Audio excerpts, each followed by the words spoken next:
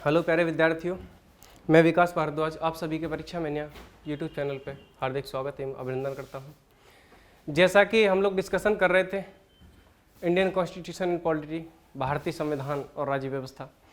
देखिए, भारतीय संविधान में मैं आप लोगों को पढ़ा चुका हूँ कि संवैधानिक विकास किस तरीके से हुआ है, क्या इसके कारण रहे हैं, ठीक है। उसके बाद में मैं आपको बता चुका हूँ कि प्रस्तावना में एक एक वर्ड का हम अच्छे से डिस्कशन कर चुके हैं प्यारे विद्यार्थियों।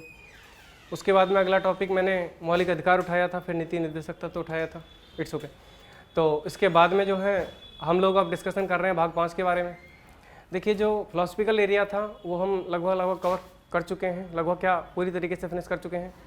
और प्यारे बच्चों, अब हम डिस्कशन कर रहे हैं भाग 5 के बारे में, ठीक है, जिसमें हम लोग पढ़ेंगे संघ सरकार के बारे में, जिसमें मैं राष्ट्रपति और उपराष्ट्रपति 2 और प्रधानमंत्री पद के बारे में आपको बता चुका हूँ। तो अगला जो डिस्कशन हम करने वाले हैं वो करने वाले हैं प्यारे बच्चों संघ का विधानमंडल। सुनिएगा ध्यान से, संघ का विधानमंडल, संघ का विधानमंडल। तो प्यारे बच्चों, संघ का विधानमंडल यानी कि संसद, यानी कि संसद। प्यारे बच्चों, संसद का जो उल्लेख किया गया है भारतीय संविधान में वो आर्टिकल यानी अनुच्छेद 79 के अंदर है। 79 के अंदर बताया गया है कि भारत की एक संसद होगी, ठीक है। संसद के 3 अंग होंगे, ठीक है, और 2 सदन होंगे। आइएगा डिस्कशन करते हैं। तो प्यारे बच्चों, यहाँ पे संसद में सबसे पहले लोकसभा है। लोकसभा का प्रत्यक्ष निर्वाचन होता है, जैसे मोदी जी आप लोगों ने चुने थे, ठीक है। इसके बाद में प्यारे बच्चों राज्यसभा है, और राज्यसभा का प्रत्यक्ष निर्वाचन होता है प्यारे बच्चों, ठीक है। इसके बाद में एक और अभिन्न अंग है जिसको हम कहते हैं राष्ट्रपति। और बच्चों, इस राष्ट्रपति पद के बारे में हम लोग डिस्कशन कर चुके हैं, ठीक है। तो ध्यान दीजिएगा, राष्ट्रपति पद के बारे में हम लोग डिस्कशन कर चुके हैं, ठीक है। और अब हम बात करेंगे लोकसभा और राज्यसभा की। यानी कि सीधी सी बात ये है कि संसद का जो एक अंग है राष्ट्रपति, और जो 2 सदन हैं लोकसभा और राज्यसभा, ठीक है।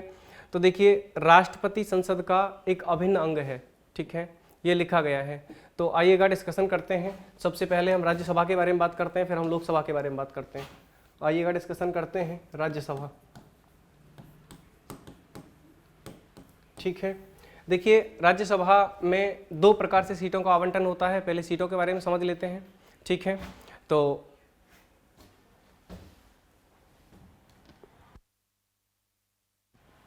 ठीक है, तो देखिएगा, एक तो हम बात करेंगे संविधान की, ठीक है, और एक हम बात करेंगे अब की, ठीक है, यानी कुल की। इधर समझिएगा, कुल की हम लोग बात करेंगे, 2 चीज़ों के बारे में बात करेंगे, ठीक है। तो भारतीय संविधान में लिखा है कि जो संसद है इसके राज्यसभा सदन में अधिकतम 250 सदस्य हो सकते हैं। कितने भाई? अधिकतम 250 सदस्य हो सकते हैं, अधिकतम 250 सदस्य हो सकते हैं, ठीक है। अधिकतम 250 सदस्य हो सकते हैं। इन 250 सदस्यों में से प्यारे बच्चों देखिए, सबसे पहली बात यह है कि 12 सदस्य मनोनीत होते हैं, 12 सदस्य मनोनीत होते हैं। इस बात के बारे में हम लोग डिस्कशन कर चुके हैं राष्ट्रपति की शक्तियों में कि 12 सदस्य मनोनीत होते हैं। साहित्य, कला, ठीक है, ये 4 क्षेत्र हैं जिनमें 12 सदस्य मनोनीत होते हैं। इसके बाद बचे हुए कितने बच्चों? 238 सदस्य निर्वाचित होते हैं, ठीक है। यानी कि 238 लोगों पर निर्वाचन होना चाहिए, ठीक है, ऐसा कहा गया है। और टोटल सदस्य संख्या यानी कि जो अधिकतम मैक्सिमम सदस्य संख्या हो सकती है वो 250 हो सकती है, ठीक है। इतना मैं आप लोगों को समझा चुका हूँ, दोबारा समझ लेंगे एक बार बात को। मैंने क्या कहा कि भारतीय संविधान की राज्यसभा में संविधान के अनुसार जो अधिकतम संख्या है सदस्यों की वो 250 हो सकती है। कितनी हो सकती है प्यारे बच्चों? 250 हो सकती है। जिसमें से देखिएगा आवाज़ थोड़ी डाउन आ रही होगी क्योंकि मेरी आवाज़ क्लियर नहीं है, क्योंकि मैं 3-4 क्या लगभग 8-7 दिन से मेरी तबीयत बहुत ज़्यादा ख़राब है, तो कृपया कोऑपरेट करेंगे सारे लोग और अच्छे से इसको कंटेंट को देखने की कोशिश करेंगे, ना कि आवाज़ पे जाएंगे। तो प्यारे विद्यार्थियों, 250 अधिकतम सदस्य हो सकते हैं, जिसमें से 238 सदस्य निर्वाचित होंगे और 12 सदस्य मनोनीत होंगे। इतनी बात समझ में आई? अच्छा प्यारे बच्चों, इनमें से क्या होगा, अब हम बात करते हैं कुल की। 1 मिनट इधर से मिटा लेते हैं थोड़ा सा संघ का विधानमंडल, ठीक है। आइगा कुल के बारे में बात करते हैं।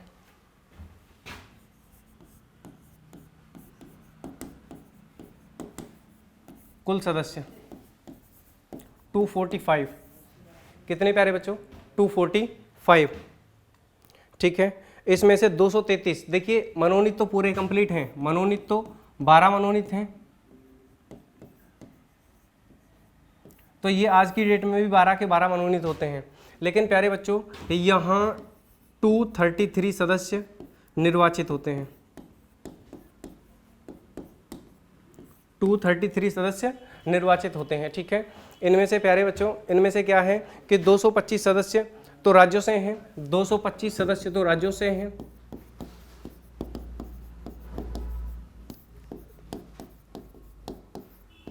राज्यों से हैं 225 सदस्य तो प्यारे बच्चों राज्यों से हैं।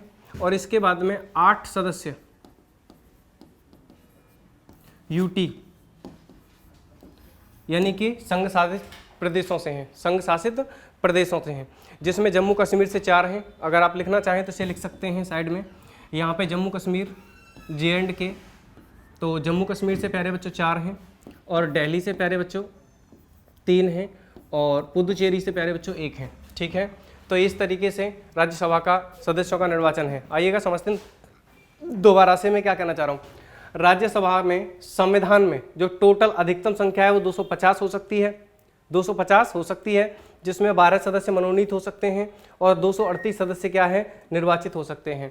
इसके बाद में वर्तमान की यदि हम बात करें तो कुल सदस्य संख्या जो है वो प्यारे बच्चों 245 हैं, जिसमें से 12 के 12 मनोनीत हैं आज की डेट में भी, ठीक है। जैसे मैंने सचिन तेंदुलकर के बारे में आपको समझाया था, ठीक है, प्रीवियस लेक्चर में उसे देखिएगा कि सचिन तेंदुलकर किस तरीके से मनोनीत किए गए, ठीक है ना। तो वो कला के क्षेत्र से हैं, क्योंकि हम खेल को कला नहीं कह सकते हैं, ठीक है, और खेल का कोई वर्णन नहीं है, तो इस तरीके से उन्हें समाज सेवा के क्षेत्र से मनोनीत किया गया था, ठीक है, जिसमें लोगों ने उनका विरोध किया, ठीक है।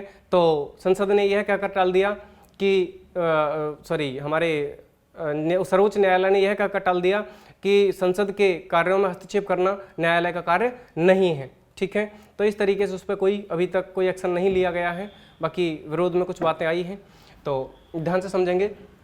233 सदस्य ऐसे हैं जिन पे मतलब जो 233 सीट ऐसी हैं जिन पर निर्वाचन होता है प्यारे बच्चों, और जिसमें से 225 सदस्य राज्यों की विधानसभाओं से और 8 सदस्य जम्मू कश्मीर, दिल्ली और पुदुचेरी, इस तरीके से आते हैं।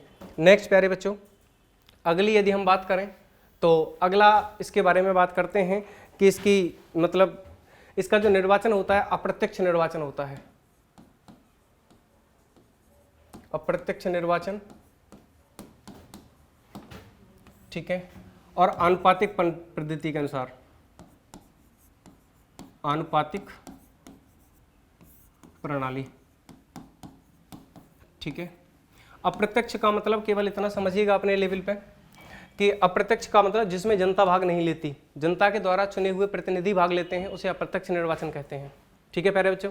यहीं पे अगर हम लोकसभा की बात करें तो वहाँ पे प्रत्यक्ष निर्वाचन होगा, ठीक है, और आनुपातिक पद्धति यानी कि अनुपात के हिसाब से लोगों को लिया जाएगा, जनसंख्या के अनुपात के हिसाब से, ठीक है। तो नेक्स्ट अगर हम बात करें इसमें तो एकल संक्रमणीय,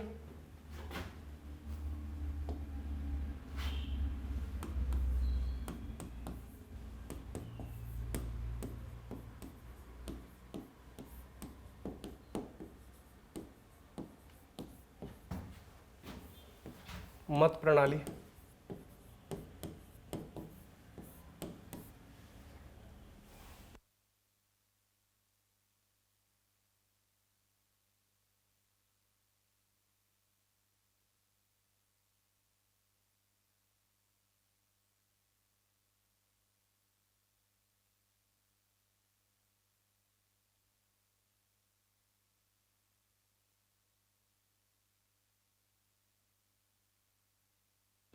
चलिए देखिए, एकल संक्रमणीय मत पद्धति आप समझेंगे। राज्यसभा का निर्वाचन, दोबारा से प्यारे बच्चों, तो देखिए राज्यसभा का निर्वाचन अप्रत्यक्ष, आनुपातिक और एकल संक्रमणीय मत पद्धति के अनुसार होता है। ठीक है, अब इसमें क्या है, इसमें प्यारे बच्चों राज्यों के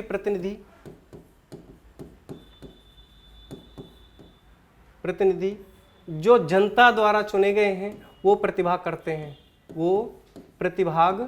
करते हैं। ठीक है, इतनी सी बात आपकी समझ में आई होगी, मुझे इस बात की उम्मीद है। अब समझिएगा, मैं आप लोगों से एक बात कहता हूँ, ध्यान से सुनिएगा। अधिकांश लोग इस क्वेश्चन का कमेंट में आंसर देंगे कि राज्यसभा का कार्यकाल कितना होता है। राज्यसभा का कार्यकाल,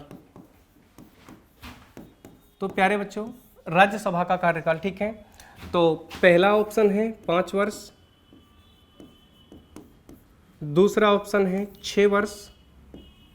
सभी लोग आंसर देंगे, जो हमारी ऑफलाइन क्लास में बैठे हैं वो भी आंसर देंगे। और अगला है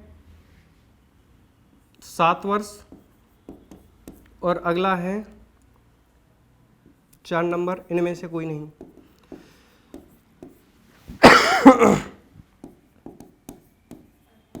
इनमें से कोई नहीं, तो बताइएगा क्या आंसर होगा इसका। राज्यसभा का 6 वर्ष। देखिए 6 वर्ष आंसर देने वाले 99% लोग हैं, जो कि गलत है। अब सुन लीजिए प्यारे बच्चों, इस क्वेश्चन के आने का तरीका, ये यूपीपीसीएस में आ चुका है, एसएससी में तो पता नहीं कितनी बार आ चुका है, क्योंकि जब टॉप लेवल के एग्जाम से ही क्वेश्चन को डाउन लेवल पे लगाया जाता है। अभी कुछ दिन पहले एक यूपीएसआई का एग्जाम हुआ था, उसमें ये क्वेश्चन आया था।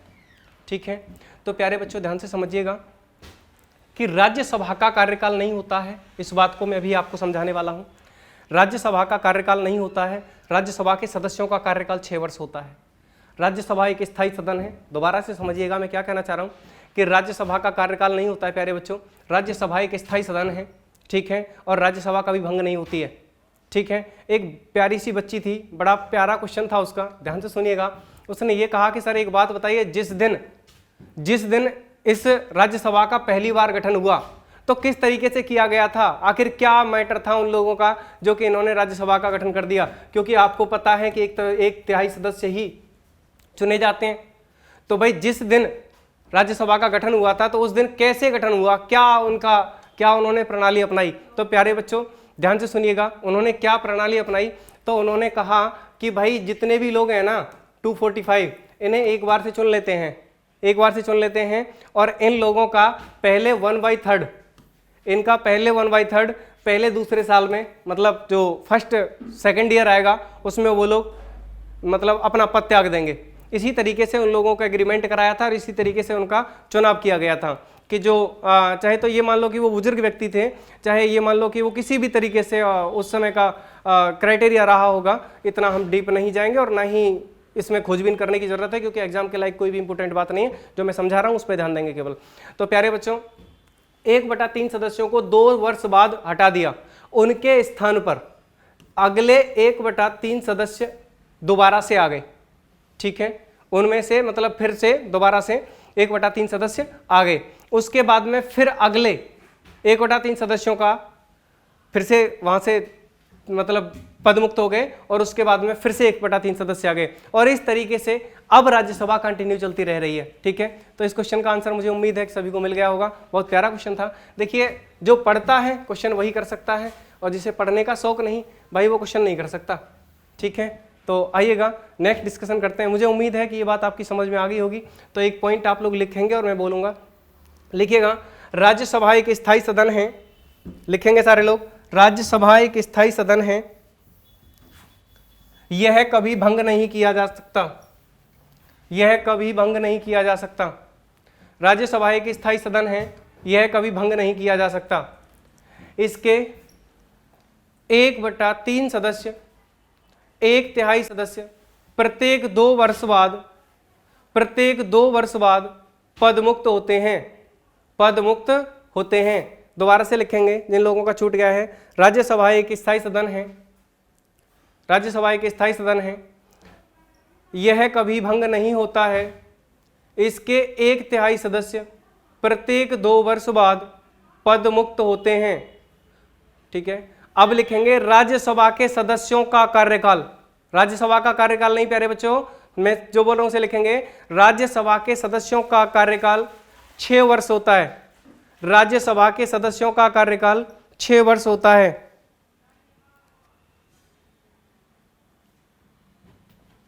अब लिखेंगे राज्यसभा में, दूसरा पॉइंट, राज्यसभा में सीटों का आवंटन, सीटों का आवंटन जनसंख्या, जनसंख्या के अनुपात में, अनुपात में, अनुपात में, अरे अनुपात में किया जाता है, जो कि भारतीय संविधान की 4th शेड्यूल, चौथी अनुसूची में, अनुसूची में वर्णित है, जो कि भारतीय संविधान की 4th शेड्यूल यानी कि चौथी अनुसूची में वर्णित है। ठीक है, तो इस बात को नोट करेंगे आप लोग, इस बात को नोट करेंगे आप लोग।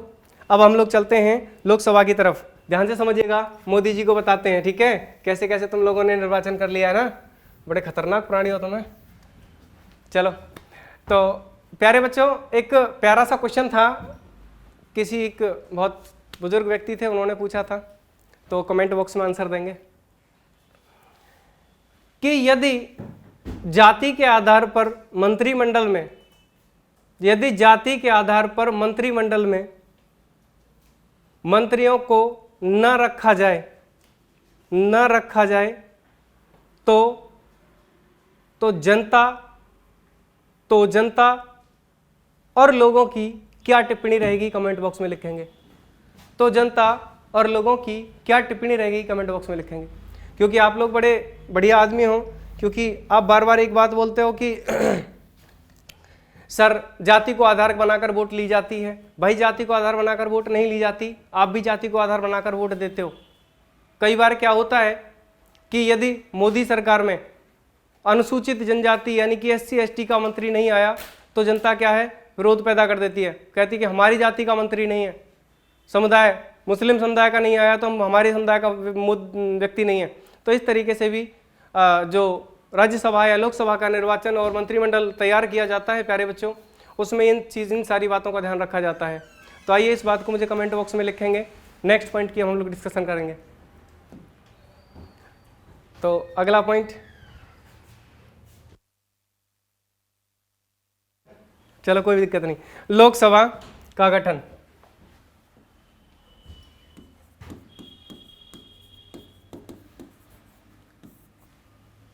देखिए लोकसभा में भी प्यारे बच्चों हम 2 बातों के बारे में डिस्कशन करेंगे।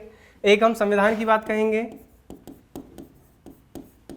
एक हम संविधान की बात करेंगे और एक पॉइंट देंगे कुल लोगों का, एक पॉइंट देंगे कुल लोगों का। तो ध्यान से समझिएगा आप लोग क्या क्या हम लोग बात करने वाले हैं। तो देखिए संविधान के अनुसार जो अधिकतम सीटें हो सकती हैं, संविधान के अनुसार जो अधिकतम सीटें हो सकती हैं वो 552 हो सकती हैं। अधिक क्या हो रही है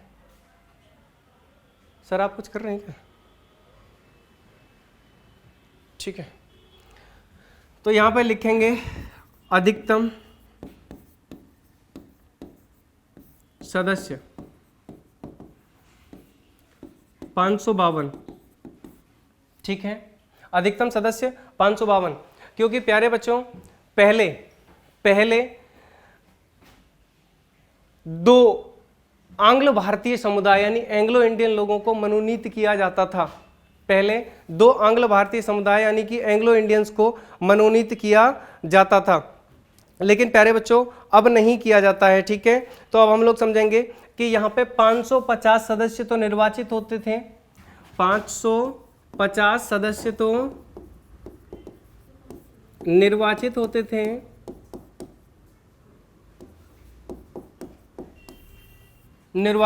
थे, और 2 सदस्य मनोनीत ठीक है। तो अगर आपसे पूछा जाए कि यह मनोनयन कब से बंद हुआ, बच्चों ये नहीं पूछेगा कि किस संविधान संशोधन से बंद हुआ, क्योंकि ये चीजें बच्चे को याद है। वो केवल ये पूछेगा कि किस डेट से बंद हुआ, किस डेट से बंद हुआ। तो इस बात को आप याद रखेंगे 20 जनवरी 2020, इतना आप लोग याद रखेंगे, ठीक है, क्योंकि ये इंपॉर्टेंट डेट है। आइए नेक्स्ट हम लोग डिस्कशन करते हैं। अगर हम लोग कुल की बात करते हैं तो जो कुल सदस्य हैं वो 543 हो सकते हैं। कितने? 543 सदस्य। अब यहाँ पे 543 सदस्यों के लिए हम मनोनयन की बात नहीं करेंगे, ठीक है, क्योंकि जब 545 हुआ करते थे तो हम कहते थे कि भाई 543 तो निर्वाचित होंगे, इस तरीके से कंडीशन हुआ करती थी, और 2 सदस्य मनोनीत होंगे, ठीक है, 2 सदस्य मनोनीत होंगे। लेकिन आंग्ल भारतीय समुदाय के व्यक्तियों की स्थिति सुधर जाने के कारण गवर्नमेंट को ऐसा लगा कि अब मनोनयन की कोई आवश्यकता नहीं है, इस वजह से उन्होंने मनोनयन को समाप्त कर दिया। नेक्स्ट प्यारे बच्चों, अब जो 545 सदस्य हैं ये टोटल निर्वाचित होंगे। ये टोटल क्या होंगे प्यारे बच्चों? निर्वाचित होंगे। बोलो समझ में आ रहा होगा? ये टोटल निर्वाचित होंगे, जिसमें से 524 सदस्य राज्यों से होंगे, जिसमें से 524 सदस्य राज्यों से होंगे, और प्यारे बच्चों 19 सदस्य, कितने? 19 सदस्य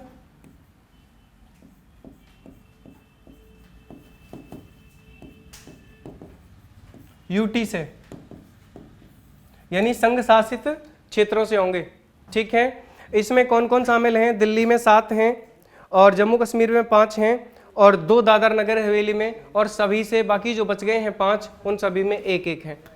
दोबारा समझ लेंगे, दिल्ली से 7 हैं, ठीक है, दिल्ली से 7 हैं, जम्मू कश्मीर से 5 हैं, दिल्ली से 7 हैं, इसमें लिख लेंगे भाई, दिल्ली से 7 हैं, J&K से 5 हैं, ठीक है, 7 छोटा बनाते हैं, और 5 हैं, क्यों सही से नहीं बन रहा हमसे, 5 हैं, और दादर एंड नगर हवेली, इससे बच्चों 2 हैं, और बाकी जो शेष है ना, जो शेष बचे हुए हैं 5 लोग, उनसे 1-1, ठीक है, तो 5 से 5 हो गए। इस तरीके से क्या होता है? 19 सदस्य हैं, और 19 सदस्य कहाँ से हैं? एक बार स्क्रीनशॉट ले लेंगे, फिर मैं दोबारा से आपको समझा देता हूँ।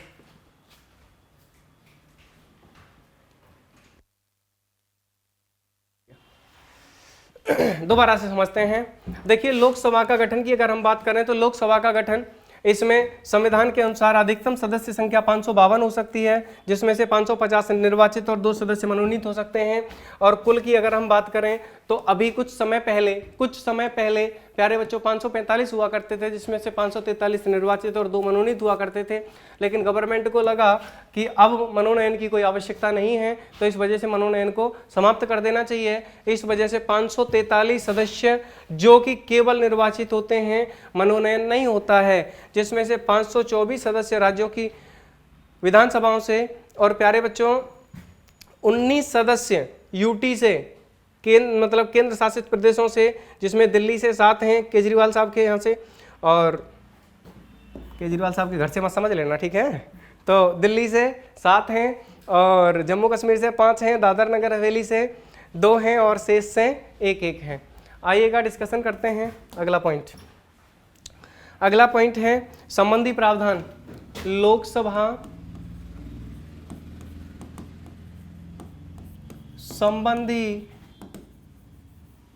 प्रावधान। तो पहला प्रावधान है प्यारे बच्चों, इसमें ये थोड़ा ज़्यादा मोटा नहीं लिख रहा है, अब सही है, ठीक है। पहला प्रावधान है इसमें कि प्रत्यक्ष निर्वाचन होता है, प्रत्यक्ष निर्वाचन होता है। मैंने आपको क्या बताया? आप वोट डालने जाते हो, बीजेपी को वोट डालते हो, कांग्रेस को वोट डालते हो कि नहीं, ठीक है। इसमें से क्या होता है? आप प्रत्यक्ष रूप से लोकसभा के सदस्यों का निर्वाचन करते हो, और जो लोकसभा के सदस्य निर्वाचित होकर के जाते हैं, जिस दल के पास बहुमत होता है, बहुमत प्राप्त दल जैसे कि आजकल बीजेपी है, उस बहुमत प्राप्त दल का जो नेता होता है उसे राष्ट्रपति महोदय प्रधानमंत्री नियुक्त करते हैं। ठीक है, जैसे कि मैंने आपको पहले बताया था कि बहुत सारे लोग ये समझ लेते हैं कि प्रधानमंत्री का चुनाव होता है, तो प्रधानमंत्री का चुनाव नहीं होता है प्यारे बच्चों। इसी वजह से प्रधानमंत्री पद की योग्यताएं भारतीय संविधान में वर्णित नहीं है। भारतीय संविधान में प्रधानमंत्री पद की कोई योग्यता नहीं है, क्योंकि राष्ट्रपति द्वारा वहां पे केवल सीधा लिखा है कि आर्टिकल 75 फर्स्ट क्लॉज फर्स्ट के अनुसार यह लिखा है कि राष्ट्रपति महोदय प्रधानमंत्री का निर्वाचन मतलब प्रधानमंत्री को नियुक्त करेंगे, और प्रधानमंत्री को नियुक्त करेंगे। प्रधानमंत्री उस पार्टी का यानी कि बहुमत दल का नेता होगा, जो उन लोगों के द्वारा बताया गया होगा कि ये प्रधानमंत्री बनने के योग्य व्यक्ति है, उसे शपथ दिलाई जाएगी। ठीक है सर, आइएगा डिस्कशन करते हैं नेक्स्ट पॉइंट का। अगला है सार्वभौमिक वयस्क मताधिकार। सार्वभौमिक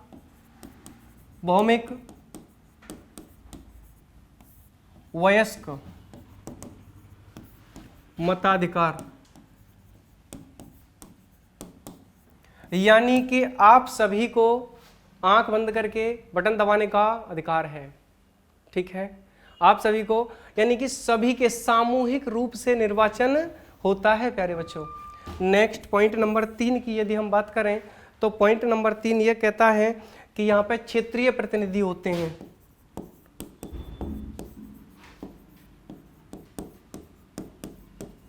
यानी कि एक निर्वाचन क्षेत्र से कोई एक प्रतिनिधि चुना जाता है जनता के द्वारा। एक निर्वाचन क्षेत्र से एक प्रतिनिधि चुना जाता है। जैसे कि मान के चलिए कि हमारे यहाँ अलीगढ़ के जो हैं सतीश गौतम, ठीक है, अलीगढ़ से सतीश गौतम सांसद हैं, क्योंकि अलीगढ़ के क्षेत्र से उन्होंने इलेक्शन में आए और वो चुनाव जीत गए, तो इसका मतलब वो सांसद कहलाए। ठीक है, तो क्षेत्रीय प्रतिनिधि।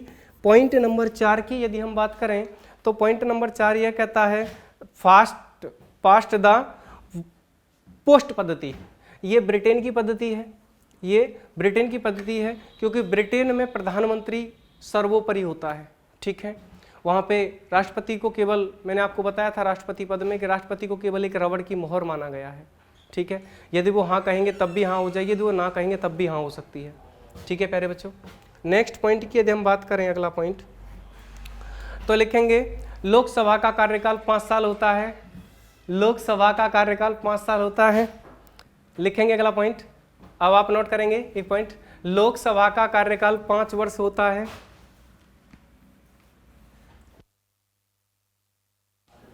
लोकसभा का कार्यकाल 5 वर्ष होता है। ठीक है प्यारे बच्चों, परंतु यह भी निर्धारित नहीं है। लोकसभा का कार्यकाल 5 वर्ष हो सकता है, परंतु यह निर्धारित नहीं है, क्योंकि जिस दिन अविश्वास प्रस्ताव आ जाता है उसी दिन लोकसभा के सदस्यों को अपना त्यागपत्र देना जरूरी है। यदि या तो वो विश्वास, मैं भी आगे आपको बताऊंगा कि जो अभी आपने जल्दी में एक केस सुना होगा कि गहलोत सरकार और पायलट के बीच में एक बड़ा संघर्ष, एक बड़ा विद्रोह हुआ है। उसके बारे में हम डिटेल डिस्कशन करेंगे कि क्या है अविश्वास प्रस्ताव और क्या है विश्वास प्रस्ताव, दोनों के बारे में डिस्कशन करेंगे प्रस्ताव में जाकर के। दोनों में कोरिलेशन है प्यारे बच्चों। बस इतना है कि यदि कोई व्यक्ति लाता है तो वो अविश्वास प्रस्ताव लाता है, और यदि सदन का कोई व्यक्ति लाता है, ठीक है, या मुख्यमंत्री है या प्रधानमंत्री है, यदि वो लाता है तो वो विश्वास का प्रस्ताव कहलाता है। क्योंकि विश्वास का प्रस्ताव उसे अपना दिखाना है कि मेरे पास बहुमत है, उसे विश्वास का प्रस्ताव कहेंगे। और कोई अदर व्यक्ति यदि ले आता है, दूसरे समुदाय का कोई व्यक्ति है, तो यदि वो ले आता है तो अविश्वास प्रस्ताव कहलाता है, और उसे जो सत्ता में पार्टी है, जो सत्ता में सरकार है जिस पार्टी की, उसे कंप्लीट करना होता है, वरना उसकी सरकार गिर जाती है। इन दोनों में मेजर डिफरेंस अभी आप लोगों को समझाएंगे। ठीक है, अब लिखिएगा अगला पॉइंट लिखिएगा, संसद का सदस्य बनने की योग्यताएं।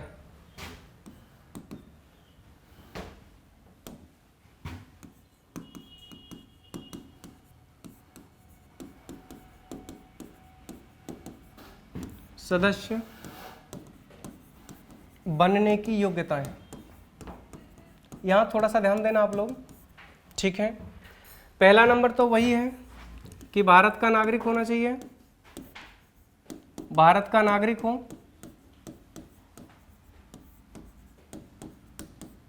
पहला नंबर तो वह भारत का नागरिक हो। आधे बच्चों का ये आता है कि चुनाव लड़ने से पहले, भाई चुनाव लड़ने से पहले की कोई बात नहीं है, जिस समय वो चुनाव लड़ रहा है ना, जिस समय वो चुनाव लड़ रहा है उस समय भारत का नागरिक होना चाहिए, ठीक है। दूसरी बात, लाभ के पद पे ना हो, लाभ के पद के बारे में मैं समझा चुका हूं आपको, मंत्री वगैरह लाभ के पद नहीं है, लाभ के पद पर न हो। अच्छा सुनिए, क्वेश्चन बहुत प्यारा सा, आप मुझे एक बात लिख के बताएंगे कि सांसद के पेमेंट से टैक्स जाता है कि नहीं जाता है, इस बात को कमेंट बॉक्स में लिखेंगे। कोई भी सांसद, चाहे वो लोकसभा का है चाहे वो राज्यसभा का है, कोई भी सांसद चाहे वो लोकसभा का है चाहे वो राज्यसभा का है, लिख के बताएंगे कि वो टैक्स देता है कि नहीं देता है, देता है तो क्यों देता है, नहीं देता है तो क्यों नहीं देता है, इस बात को थोड़ा सा समझाएंगे, ठीक है। तो आइए अगला पॉइंट, अगला हम लोग बात करें तो देखिए, अगर हम बात करें लोकसभा की, तो लोकसभा के लिए 25 वर्ष की आयु पूरी कर चुका हो, 25 वर्ष की आयु पूरी कर चुका हो, और राज्यसभा के लिए,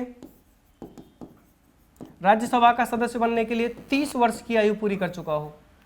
दोनों में अंतर समझिएगा, लोकसभा का सदस्य बनने के लिए 25 वर्ष की आयु पूरी कर चुका हो और राज्यसभा का सदस्य बनने के लिए 30 वर्ष की आयु पूरी कर चुका हो, पागल और दिवालिया ना हो, पागल और दिवालिया ना हो, और प्यारे बच्चों 2 वर्ष या उससे अधिक की सजा ना सुनाई गई हो।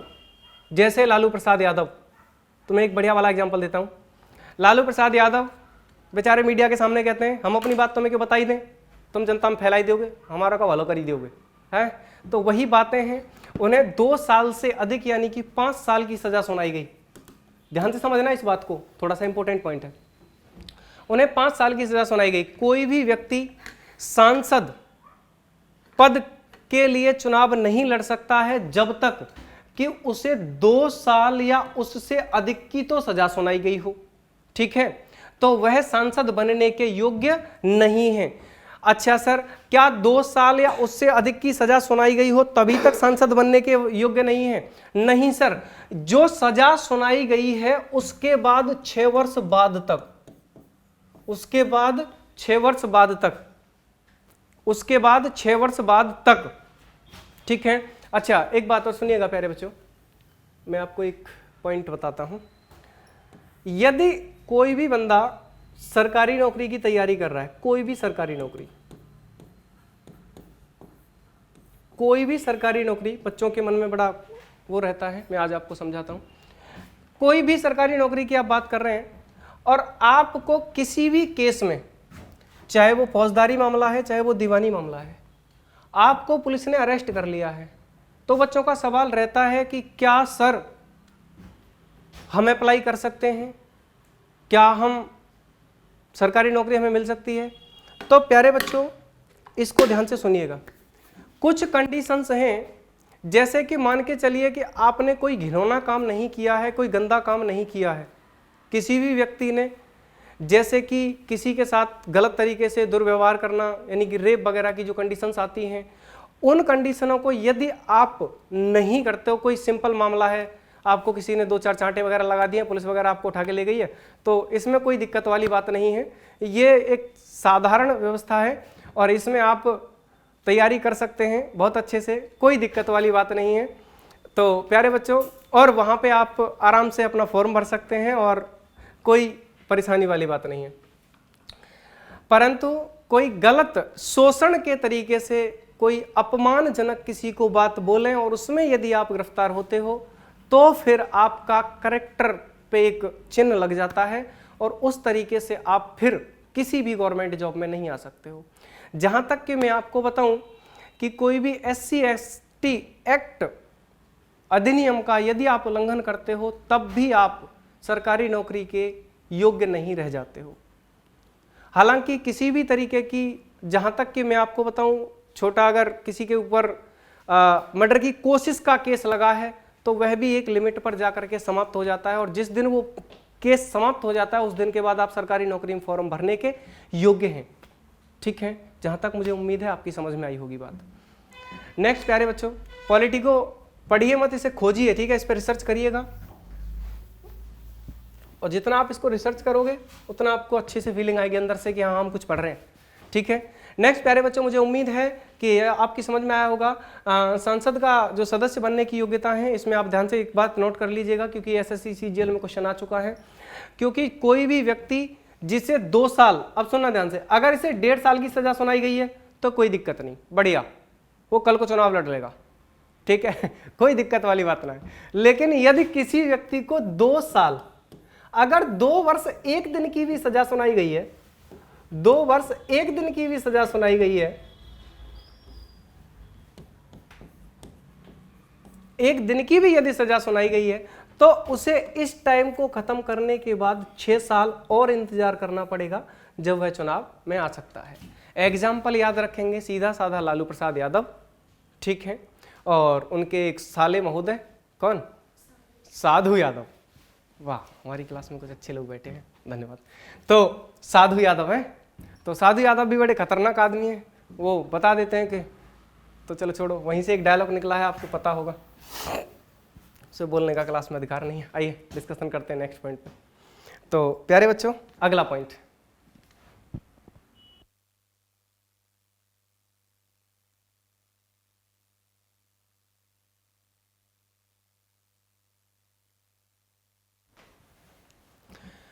अच्छा प्यारे बच्चों, ये बात एक सांसद पे भी लागू होती है, जो एक सरकारी नौकरी पे लागू होती है। इस बात को भी थोड़ा ध्यान रखना कि कोई भी व्यक्ति जो कि आर्टिकल 17 का उल्लंघन करता हुआ पाया जाता है, आर्टिकल 17 का उल्लंघन करता हुआ पाया जाता है, तो वह लाइफ में कभी भी चुनाव नहीं लड़ सकता है। यानी कि जो छुआछूत फैलाता है, अस्पष्टता फैलाता है, वह कभी भी चुनाव लड़ने के योग्य नहीं है। ठीक है, इस बात को भी नोट कर लेना बढ़िया तरीके से, बहुत इंपॉर्टेंट बात है। आइए अगला डिस्कशन करते हैं हम लोग।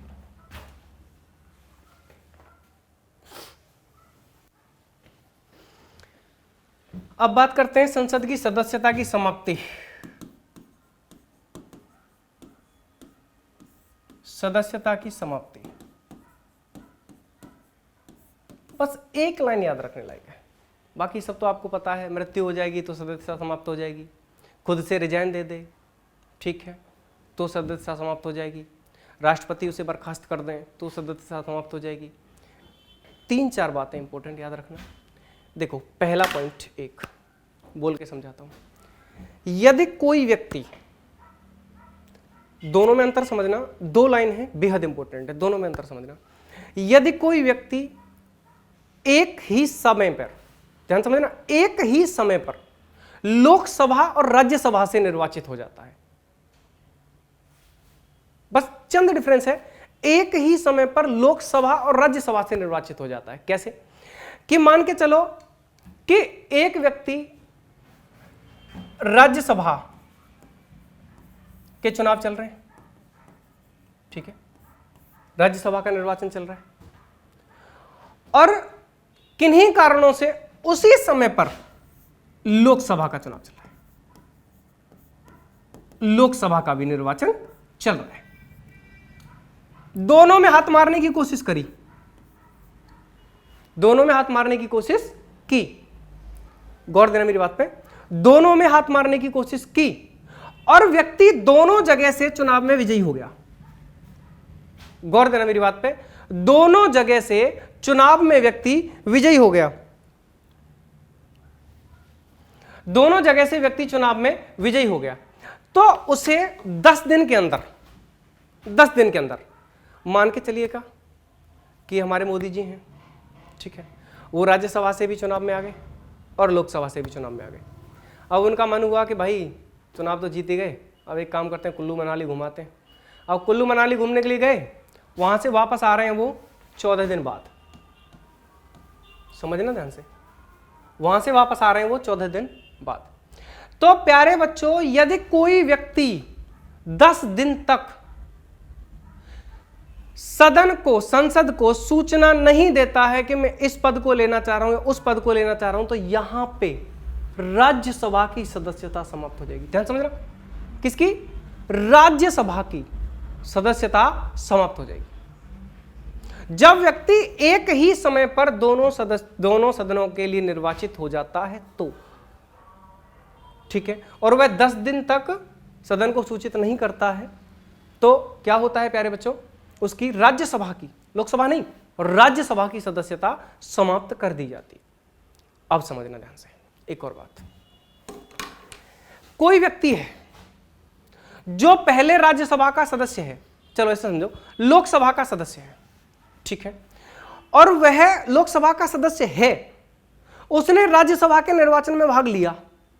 एक समय की बात नहीं कर रहे हैं, अब एक समय की बात नहीं कर रहे हैं, दोनों में अंतर समझना।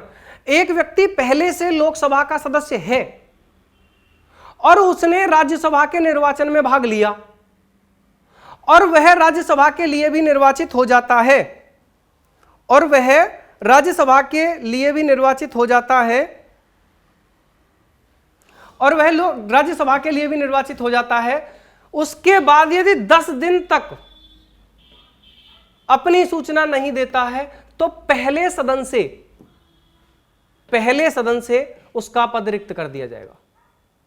यहां समझना, अब यह नहीं कह रहे हैं कि पहला सदन लोकसभा भी हो सकता है, पहला सदन राज्यसभा भी हो सकता है।